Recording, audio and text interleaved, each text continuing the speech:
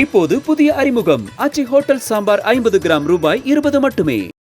சாத்தனூர் அறையிலிருந்து நீர் திறக்கப்பட்டதால் விழுப்புரம் மாவட்டம் திருக்கோவிலூர் பிரதான சாலை சேதமடைந்த நிலையில் வாகன ஓட்டிகள் ஆபத்தான முறையில் பயணிக்கின்றனர்.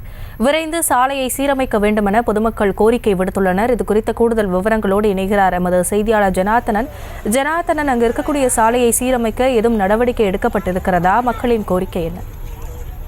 வணக்கம் அஸ்வினி. வெள்ளம் பாதிப்பால் கடுமையான சேதம் ஏற்பட்ட அரகநல்லூர் பகுதியில் திருக்கூர் விழுப்புரம் சாலை போக்குவரத்து துண்டிக்கப்பட்டது.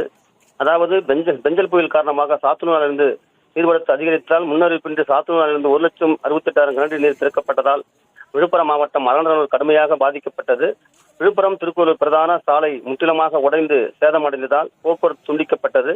தற்போது பச்சையம்மன் கோயில் அருகில் உள்ள சாலை முழுவதுமாக துண்டானதால் போக்குவரத்து நிறுத்தப்பட்டு அரகநல்லூர் பேரூராட்சி பகுதியிலிருந்து விழுப்புரம் பேருந்து போக்குவரத்துக்கு நடைபெற்று வருகிறது. விரைந்து சாலையை சீரமைக்க வேண்டும் என அப்பகுதி மக்கள் கோரிக்கை விடுத்தனர்.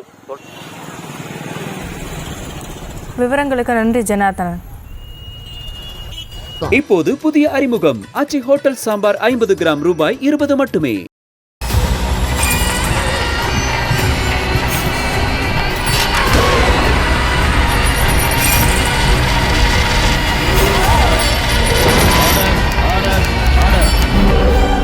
குற்றங்களின் மறுபரிமாணம் நிகழ்தகவு நமது நியூஸ் தமிழ் தொலைக்காட்சியில் விரைவில்.